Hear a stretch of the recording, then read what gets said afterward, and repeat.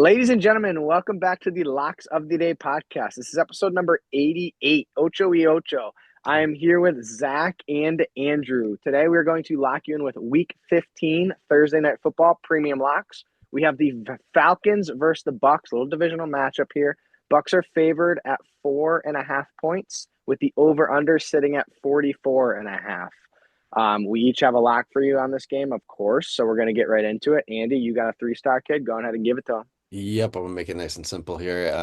It's gonna be Bucks minus 2.5, minus 185. It's a must-win game for Tampa, now tied in first in the NFC South with the Panthers. But divisional game here, like Angela said, against the Falcons. Falcons have looked like shit though. They're either losing in overtime or just getting fucking absolutely blown out. They're dead. I think their season's absolutely over. They're what, 4-9 or 4-10, something like that. It's time to pack it up. Uh, Bucks, they're gonna start make a little playoff push, maybe, possibly. They got to get this win here. They're starting to get healthy again too, and that Bucks offense healthy is insanely dangerous. And I know Mike Evans could be coming back, so I know he just came off IR, so who knows if he's gonna be playing. But I'm just gonna play it safe here, buy a couple points, take the 2.5, and lock it in. Bucks minus 2.5, minus 185. Just buy a field goal, ladies and gents. Nothing. We're not asking nothing crazy over here. I mean, when you got Ibuka, Chris Godwin, Kate Otten, I think he's doubtful, might not play. Mike Evans, if he plays, that's just another threat. You Yep. got Bucky, you got Rashad. Baker's a fucking beast. You know the deal. Anyways, I'm Oh, gonna roll right into my pick. I got a little two-star, sticking with the Bucks. I have Bucky Irving over 2.5 receptions at a minus 145. Bucky has over 2.5 receptions in 4 of the 6 games he has played this season. All four being the very first 4 games of the season before he got injured. The 2 games he has been back, he has only gotten 2 receptions in each of those games. The thing is, in those games, he has only been on the field for 52% of snaps and 49% of snaps. And there's almost no way the third week he's back, obviously he's much more healthy by now. I think he's going to get more than 50% of snaps in the backfield. He's clearly their best running back, and it's not too close. Sean Tucker, solid. Rashad White, solid. They ain't Bucky Irvin, okay? Um, and yeah, the first 4 games of the season when he was fully healthy, he was averaging right around 70% of snaps.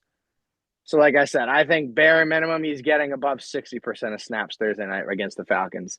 And how are you not going to throw the ball to this guy? Let's be real, at least a few times, Baker. He's dog. one of he's one of your most explosive players, if not your most explosive player, because Ibuka's kind of been nowhere to be found the past month, and Bucky is Bucky Irving. Like, come on, Welcome throw the back, fucking Bucky. ball to the man. Welcome back, Bucky. And if the Bucks want a real chance to win this game, Bucky's going to need to be touching the ball at least 15 to 20 plus times, bare minimum. He is, like I said, I think he's the most explosive player on the offense. Ibuka's a stud.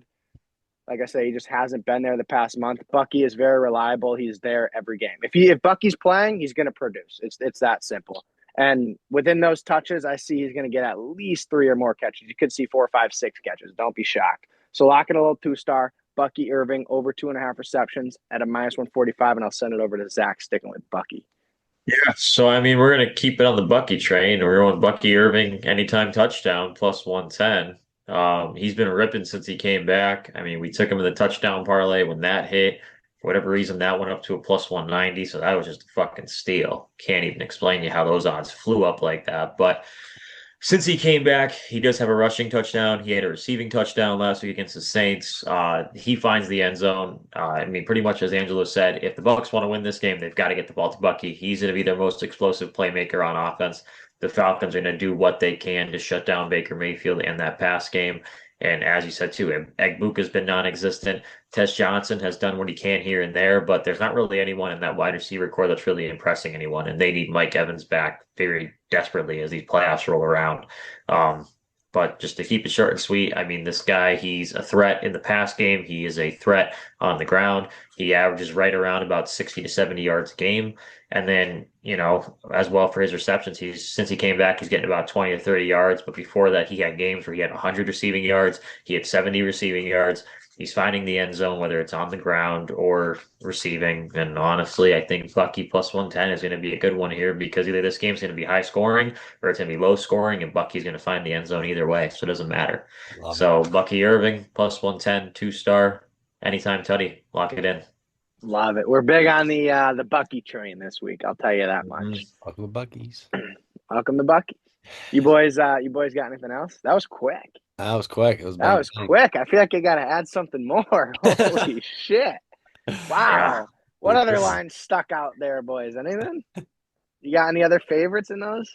Any props or anything? I was looking at Snake Tyler and Algier over like 27.5 rushing yards. I didn't make it an official pick. It was interesting. Just to put that out there. Bijan will probably be scoring a touchdown. He's like a minus 165. That'll probably happen. Kind of heavy on the line, though. Might not be worth touching.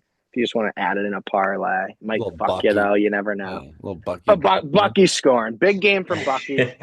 You could see a big receiving game from Bucky, actually. Honestly. Like, rushing might be solid. It could be a randomly massive receiving game from Bucky. My prediction. I don't know. Hopefully we fucking sweep once again. We're heavy on the Bucs this week, clearly. The Falcons, they just look like shit. Yeah. Realistically, Kirk Cousins 200 plus passing yards doesn't look bad either, because there's a high chance they're going to be losing a lot of this game, and he's going to have to throw a lot, because if the Bucs get up early, they're going to take away Bijan's run ability, because the Falcons aren't going to be able to run the ball. They're going to have to throw because the clock's going to just keep going and going. And you put Bijan in the passing game along with a couple other guys like Kyle Pitts, because Drake London's out, he could easily hit 200 yards, whereas Baker Mayfield may not even hit 200 because they have 3 running backs with Baker, Rashad White, Sean Tucker, all those guys. So if Bucky gets hot, then they're going to keep rolling him over and go from there. But 200 passing yards for Kirk isn't bad either, and that's a minus 120. Not bad. So that's not bad, because you can just dump it up. Odds. I mean, it's happened plenty of times before. That's what I'm saying. Dump it off to Bijan, and it's a 70-yard pass. Yeah, he's done it before. 70 yards. He's done it before. There's half your fucking yards. Michael Penix makes a killing out of handing the ball off every week. So, I mean, you kind of you see it right there for yourself. Sorry, Falcons fans, but that guy sucks. I'm just being honest with you. Yeah, he might be better than J.J. McCarthy, though. Oh, definitely 100% better than J.J. McCarthy. Suck. I think everyone knew that they both sucked unless you were a fan of those teams, respectfully. Mm-hmm. And I think, and it's not that you knew that they were good, you were just hoping that they were good. Like, really, I'm just being honest. Like, come on now. I mean, shit, I'm a Colts fan. I thought Daniel Jones was going to suck. Yeah, I thought. Well, hey, now he's useless. I thought AR was going to be decent. We got Big Phil. Yeah, we got Big Phil. Bring on over Big Philip Rivers with his 15 kids. Yeah. Love it. 50 and 15 kids. Let's go, baby. Come on. And that is going to be QB4. Yeah. Because apparently, see, I thought Riley Leonard was going to play, but apparently Riley Leonard has a knee injury. Yeah, he got hurt last week.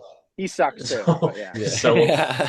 So apparently you've got Daniel Jones torn ACL, torn Achilles, what have you. Broken. And what is it? Anthony Richardson has a eye injury. Is that what he did? The rubber band thing. He's terrible. And then Riley Leonard gets hurt. Now you got Phillip Rivers. So now let me ask you, who's their backup quarterback if Phillip Rivers gets hurt? Tyler Warren is QB2. Really? Yeah. I don't even hate that. No, I hate that. I have him in fantasy. He can do everything. Was he a quarterback like in college or in high school? I have no idea, but I just saw Nasty at everything. He's QB2. If you want free money, you just bet Tyler Warren. Yeah. That's insane. Holy shit. Yeah, That's Colts are in a tough spot. Phillip Rivers, I don't know where he's going to take us. Probably not the promised land, but hey, we can only hope. Last time Colts were in playoffs was with Phillip Rivers. 2020. Last time was with Unk. Anyways, so you boys got anything else? I'm good. Love it. So that wraps up Locks of the Day, podcast number 88. Thank you guys so much for tuning in. Get those locks in. You know we like Bucky Irving. We like the Bucks and Bucky. We're on the Bucks and the Bucky. Okay? Very simple here. Lock it in. Thank you guys so much for tuning in. We will see you this weekend. Peace.